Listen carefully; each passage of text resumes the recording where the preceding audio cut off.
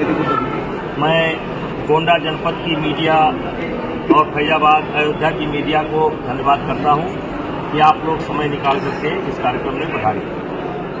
देखिए, आप लोग अवगत होंगे कि एक प्रकरण जो स्वतः निकला बाबा रामदेव के नकली घी का और महर्षि पातंजलि के नाम के दुरुपयोग का, वो बात लगता है थोड़ी आगे बढ़ गई और इसीलिए बाबा जी के तरफ से हमें एक नोटिस आया। नोटिस ये है कि 3 दिन के अंदर मैं विज्ञापन के माध्यम से, मीडिया के माध्यम से या जो भी माध्यम होते हैं उनसे माफी मांगू और मैं खेद व्यक्त करूं, नहीं तो वो मेरे खिलाफ मानहानि का मुकदमा करें। हम आपसे ये कहना चाहते हैं कि यहां बृजभूषण सिंह और बाबा रामदेव के बीच कोई लड़ाई नहीं है। बृजभूषण सिंह खड़े हैं किसान हित में, देश के किसानों के हित में बृजभूषण सिंह खड़े हैं और जो पातंजलि के नाम का दुरुपयोग हो रहा है उसके लिए खड़े हैं। हमारी कोई व्यक्तिगत स्पर्धा उनसे नहीं है और इसीलिए किसान हित में, देश हित में, धर्म के हित में, संत महात्माओं के हित में अगर मुझे जेल भी जाना पड़े तो मैं जिंदगी भर जेल में रहने को तैयार हूं। मैं जमानत नहीं कराऊंगा। अगर कोई कोर्ट मुझको रामदेव जी के प्रकरण में जेल भेजती है तो मैं नंदनी नगर की धरती से खड़ा होकर के बोल रहा हूं, मैं जेल चला जाऊंगा लेकिन जमानत नहीं कराऊंगा। मुझे देश की अदालत पर भरोसा है, संविधान पर भरोसा है, तो इसलिए बाबा रामदेव या उनके चेले दुनिया को धमकावें, हमको ना धमकावें।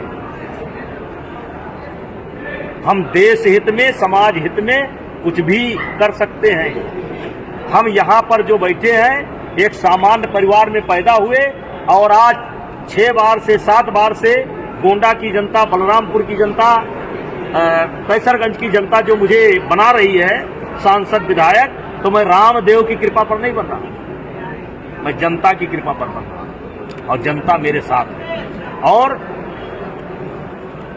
एक चीज मैंने ये तय किया है कि शीघ्र ही महर्षि पातंजलि के जन्मभूमि पर पूरे देश के संतों का वो एक आह्वान करूंगा और 7 दिन तक वो कार्यक्रम चलेगा और मैं संत महात्माओं से आग्रह करता हूं और स्वयं मिलकर के आग्रह करूंगा कि महर्षि पातंजलि के नाम का दुरुपयोग और किसान के साथ हो रहे अन्याय का ये जो जन आंदोलन है, इस आंदोलन को संतों का आशीर्वाद मिलना चाहिए। क्योंकि आम आदमी जब थक जाता है, निराश हो जाता है, तो संत ही कमान उठाते हैं। और मैं देश के संतों से आह्वान कर रहा हूं कि महर्षि पातंजलि जी के भूमि पर आप आकर के अपना आशीर्वचन कहें और अगर मैं गलत हूं तो मुझको गलत कहें। यदि रामदेव गलत है तो रामदेव को गलत कहें। आगे जैसा आप चाहेंगे वैसा मैं करूंगा। ये आंदोलन मैं अब देश के संतों को और देश के आम नागरिकों को समर्पित करता हूं, देश की जनता को समर्पित करता हूं। केवल रामदेव ही नहीं है, रामदेव के चेले बैठे हैं, हर कस्बे में बैठे हैं। कानपुर से बनी हुई मिठाई गोरखपुर तक सप्लाई होती है, 100 रुपया किलो सवेरे सवेरे रख दी जाती है। ये भी रामदेव के पट्टे हैं। ये नकली पनीर जो बन रहा है ये रामदेव के पट्टे हैं। रामदेव खाद डुप्लीकेट खाद्यान्न है उनके वो हैं राजा। लेकिन जगह जगह पर बैठे। इसके लिए जनता को जागरूक होना पड़ेगा। जनता जागरूक हो, किसान हित में, अपने बाल बच्चों के हित में, देश हित में जनता भी जागे। अगर उसके अगल बगल कहीं नकली घी बन रहा है, नकली प्रोटीन बन रहा है, नकली पनीर बन रहा है, नकली दूध बन रहा है, तो जनता को आगे आना होगा। और जनता जब आगे आएगी तो ये जो गौ पालन से हमारा मोह भंग हुआ है, गाय पालन से हमारा मोह भंग हुआ है, भैंस पालन से हमारा मोह भंग हुआ है, ये मोह फिर वापस आएगा। जिस दिन किसानों को अपने मेहनत का उचित लाभ मिलेगा, उसी दिन फिर गौ पालन के प्रति प्रेम बढ़ जाएगा और भैंस पालन के प्रति प्रेम बढ़ जाएगा। लेकिन आज ये जो गौ की उपेक्षा हो रही है, लोग गौ छोड़ रहे हैं, गौ के गले में तार लग रहा है, गौ मर रही है, इसके कारण ये नकली खाद्य पदार्थ, दूध से बने हुए नकली खाद्य पदार्थ जो भी बना रहे हैं, ये है। और इसके सम्राट हैं, इसके राजा हैं रामदेव।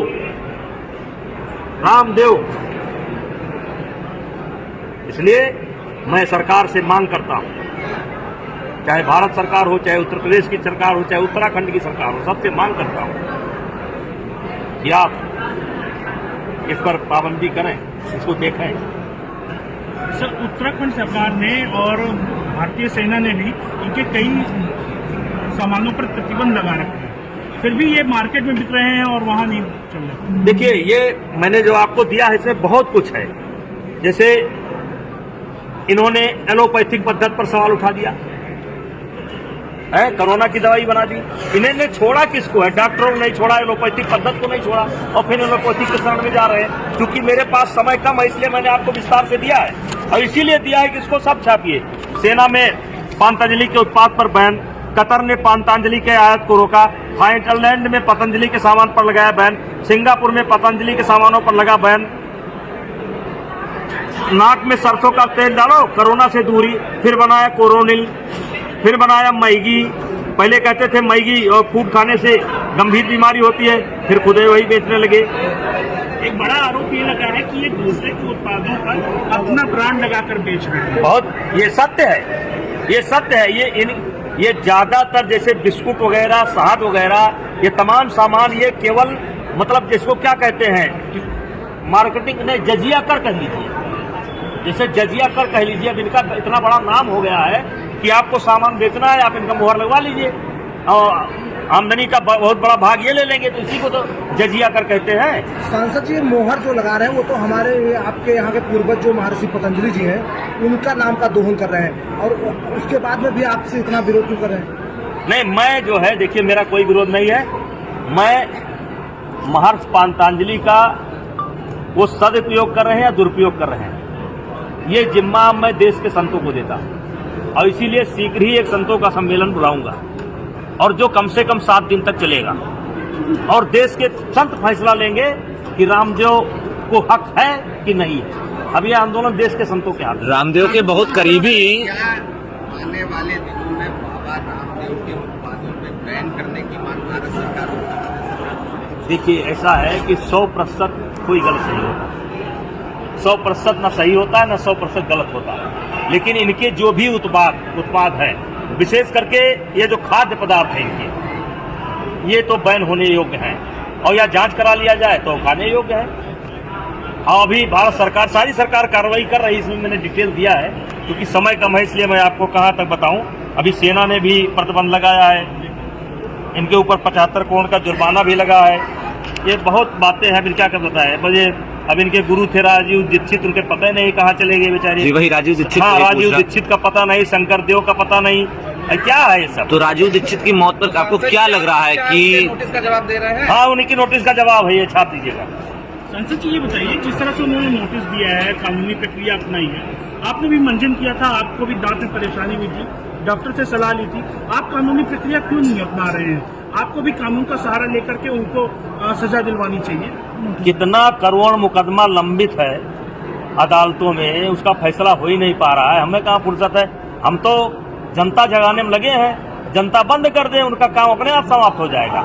अगर घी उनका नकली है, जनता खाना बंद कर दे, असली है खूब खाए। मंजन उनका अच्छा है तो लगाओ, हमको क्या दिक्कत है। हमारा तो दांत खराब हुआ, मुझको 50 लोग कम से कम मिले, एक बहुत बड़े संत मिले, उन्होंने कहा खराब हो गया मेरा दांत। तो आप लोगों को एकत्र करके एक जन आंदोलन का रूप देंगे? देखिए, हम नहीं देंगे, आप दे रहे हैं।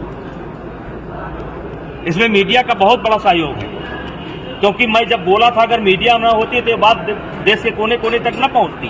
अब मैं संतों का आह्वान करूंगा, वहीं पर मंदिर बनाने का भी विचार विमर्श हो जाएगा, कैसा मंदिर बनेगा, कैसा सुंदर बने, कैसा मंदिर बने, देख लिया जाएगा। और मैं अब ये अपना आंदोलन संतों को समर्पित करता हूँ।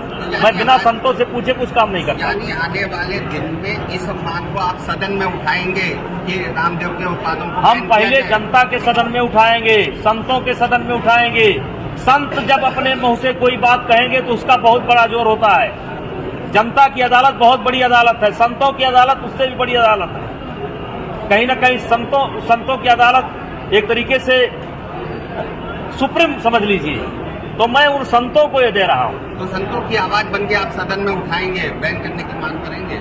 आप मुझे फंसा रहे हैं। अभी मेरा पहला कार्यक्रम है, जब तक मैं संतों का आशीर्वाद नहीं ले लूंगा तब तक मैं कोई काम। राजीव दीक्षित का जिक्र आपने किया है, तो राजीव दीक्षित की मौत पर आपको क्या लग रहा है? नेता ने उनको नया नाम दिया लाला रामदेव। अरे उनके बड़े नाम पड़ेंगे, बड़े नाम